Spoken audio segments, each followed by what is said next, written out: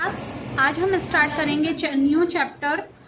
हम लोगों ने प्रीवियस क्लास में 4 फीचर चैप्टर के क्वेश्चन नंबर 20 तक कर लिया था। आप लोगों को वहीं तक करना है। आज हम स्टार्ट करेंगे chapter number 9, that issue of debentures. Debentures क्या होते हैं? First, meaning of debenture. Word debenture has been derived from Latin word debere which means to owe. No company can issue share for more than authorised capital. कोई भी company authorise capital से ज़्यादा share issue नहीं कर सकती। If a company still need fund on the long term basis, अगर company को share से पैसे पूरे नहीं हो पा रहे हैं तो कंपनी फिर पब्लिक को डेबेंचर इशू करती है। डेबेंचर एक डॉक्यूमेंट होता है जिससे पब्लिक लेती है और पब्लिक उसके बिहाफ पे पैसे देती है। अब पब्लिक क्यों खरीदती है डेबेंचर? क्योंकि जब कंपनी उनको पेमेंट करेगी, रीपे करेगी, वापस से उनका पैसा वापस देगी तो उसको साथ में इंटरेस्ट भी देगी। ये एक तरह का लोन होता है। लोन मतलब कि हम जब लोन लेते हैं तो फिर जब हम लोन चुकाते हैं तो उसको इंटरेस्ट के साथ चुकाते हैं। सेम कंपनी जब भी पब्लिक को डेबेंचर इशू करती है तो उसके पैसा तो चुकाती है, साथ ही साथ उसके लोन का इंटरेस्ट भी पे करती है। ओके, तो ये एक तरह से क्रेडिटर ऑफ द कंपनी होते हैं। डेबेंचर एक कॉन्ट्रैक्ट होता है लेंडर का जो कंपनी बनाती है। इसमें कंपनी प्रॉमिस करती है कि वो उनका लोन का पैसा पेड करेगी इंटरेस्ट के साथ। In other word debenture refer to a document. Debenture एक टाइप का डॉक्यूमेंट होता है। उसमें कंपनी ने जितना पैसा आपसे लिया है वो लिखा रहेगा और एक कॉमन सील हो जाएगी कंपनी की। तो अगर हमें मीनिंग डेबेंचर की याद करनी है तो डेबेंचर से लेकर कंपनी तक लर्न करेंगे। डेबेंचर और शेयर में कोई अंतर नहीं है। जैसे हम प्रैक्टिकल क्वेश्चन करेंगे तो जहाँ शेयर लिखते थे उसकी जगह पे डेबेंचर आ जाएगा और सेम चैप्टर पूरा सेम रहेगा।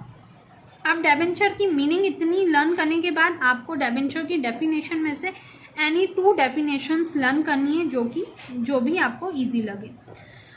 Now come at characteristics of debenture. Characteristics of debenture, first point is acknowledgement of डेब्ट। डेबेंचर एक एक्नॉलेजमेंट है जिसके अंदर कंपनी ने आपसे कितना पैसा लिया है वो उस डॉक्यूमेंट के अंदर लिखा रहता है। साथ ही साथ नाम लिखा रहता है और आपसे कितना अमाउंट लिया है और वो कंपनी आपको जब अमाउंट रीपे करेगी तो उसके साथ आपको कितना इंटरेस्ट देगी, वो सब डेबेंचर के डॉक्यूमेंट के अंदर लिखा रहता है। ये क्या होता है? एक तरह का लोन होता है जो कंपनी पब्लिक से लेती है और पब्लिक को जब पैसा देती है तो उसके साथ साथ इंटरेस्ट भी देती है। Okay, now second is long term fund. Debenture एक लॉन्ग टर्म फंड होता है जो कि 5 साल, 10 साल, 15 साल इन सब के लिए होता है।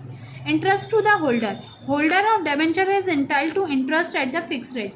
अब क्या होता है कि डेबेंचर पे हमें इंटरेस्ट देना पड़ता है फिक्स रेट पे और द रेट इंटरेस्ट जो रेट होता है वो ऑलरेडी पहले से ही डिसाइड कर देती है कंपनी और पहले से ही डेबेंचर होल्डर को बता देती है। ये असेट, अब जैसे आपसे कोई पैसे लेगा तो आप उसको ऐसे ही तो दोगे नहीं। आप क्या रखोगे? असेट रखोगे या कोई अपने कोई भी जैसे बिल्डिंग के पेपर्स हो सकते हैं, कोई भी इम्पॉर्टेंट डॉक्यूमेंट्स हो सकते हैं, वो रखोगे आप। तो सेम ऐसे ही डेबेंचर्स में होता है, सिक्योर्ड करते हैं। Debenture can also be secured against any asset of the company.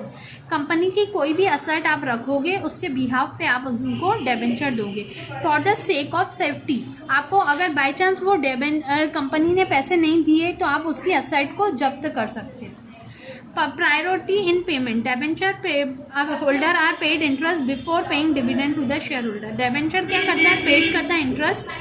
Debenture जैसे शेयर होल्डर्स को देने से पहले सबसे पहले पैसा दिया जाता है डेबेंचर होल्डर को, फिर बाद में शेयर होल्डर को पैसा दिया जाता है। ओके, तो हमने इतना पढ़ा। अब कॉमन सील क्या होती है? कंपनी की कॉमन सील लगी होती है उस पर जिसमें कंपनी सिग्नेचर करती है कंपनी और उसमें कंडीशंस लिखी रहती हैं डेबेंचर्स की और ये सर्टन होता है। मैंने बताया था कि शेयर का पहला पैसा देने से पहले डेबेंचर होल्डर का पैसा देना पड़ेगा, फिर जो पैसा होगा वो शेयर होल्डर को बांटा जाएगा। ठीक है, अब सर्टेनिटी ऑफ इंटरेस्ट पेमेंट हो गया। ड्यूरेशन, अब ड्यूरेशन में भी कंपनी पहले से डिसाइड कर लेती है कि वो 5 साल के अंदर पैसा पेड कर देगी, 10 साल के अंदर पेड कर देगी, ये सब। Forfeiture of debenture, debenture can not be forfeited, debenture को जब्त नहीं किया जा सकता, जैसे शेयर को जब्त किया जा सकता है डेबेंचर को जब्त नहीं किया जा सकता। और इसके वोटिंग राइट्स, डेबेंचर का कोई वोट्स राइट नहीं होता, ये तो एक तरह से कंपनी किसी से उधार ले रही है और उसको पे करेगी, तो डेबेंचर कभी भी मेंबर नहीं बन सकते कंपनी के, जैसे कि शेयर होल्डर बनते हैं कंपनी के मेंबर, वैसे डेबेंचर होल्डर कभी भी कंपनी के मेंबर नहीं बन सकते।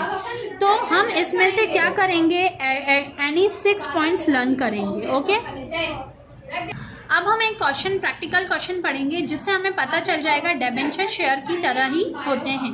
First question is debenture issue at par, 10 वाला शेयर डेबेंचर 10 में गया। ओके, तो first is Ketan limited issued debenture issued 5000 debenture of 100 each. Ketan limited ने इशू करे डेबेंचर 100 रुपये के थे, 5000 डेबेंचर इशू करे थे।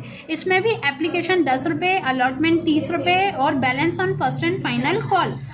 10 रुपये एप्लीकेशन, 30 रुपये अलॉटमेंट, तो 40 रुपये हो गए। तो फर्स्ट एंड फाइनल कॉल पे कितने हो जाएंगे, 60 रुपये हो जाएंगे, क्योंकि 100 बनाने के लिए हमें क्या करना पड़ेगा, एप्लीकेशन और अलॉटमेंट में से 100 में से एप्लीकेशन और अलॉटमेंट को माइनस करेंगे तो फर्स्ट एंड फाइनल कॉल हो जाएगा।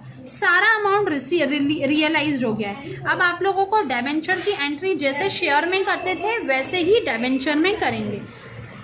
जैसे बैंक अकाउंट डेबिट, यहाँ पे आप शेयर लिखते थे, शेयर एप्लीकेशन लिखते थे, तो डेबेंचर एप्लीकेशन आ जाएगा।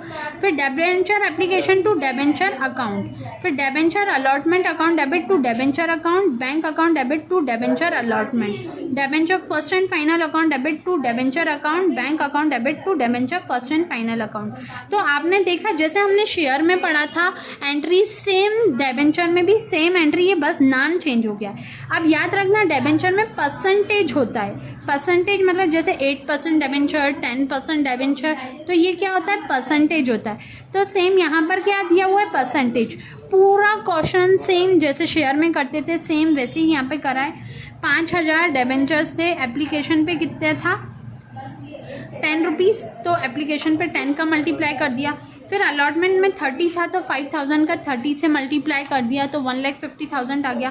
फिर फर्स्ट एंड फाइनल कॉल में 60 रुपीज़ हमने बैलेंस निकाला था, तो 5000 का 60 से कर देंगे तो 3 लाख आ जाएगा।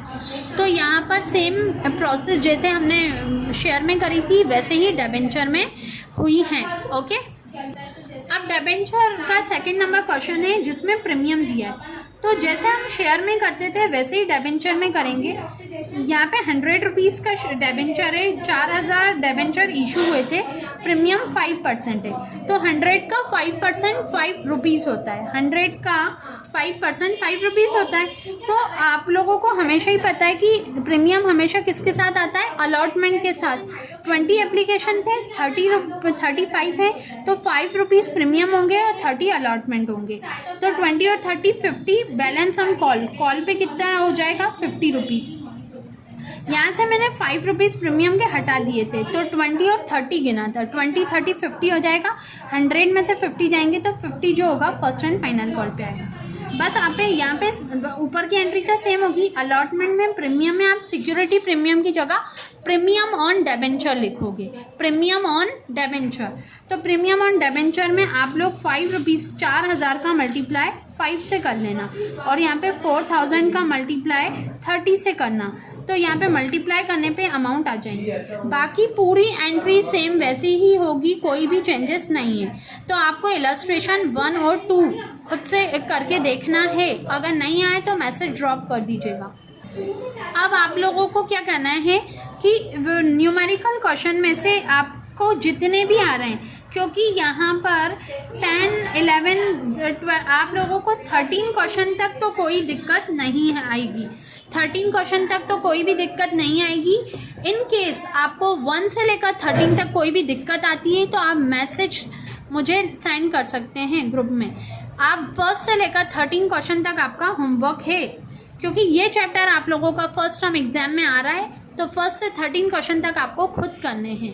और इसमें से इन फर्स्ट से 13 तक में जो भी डाउट होगा आप लोग you can ask freely. Okay, thank you class.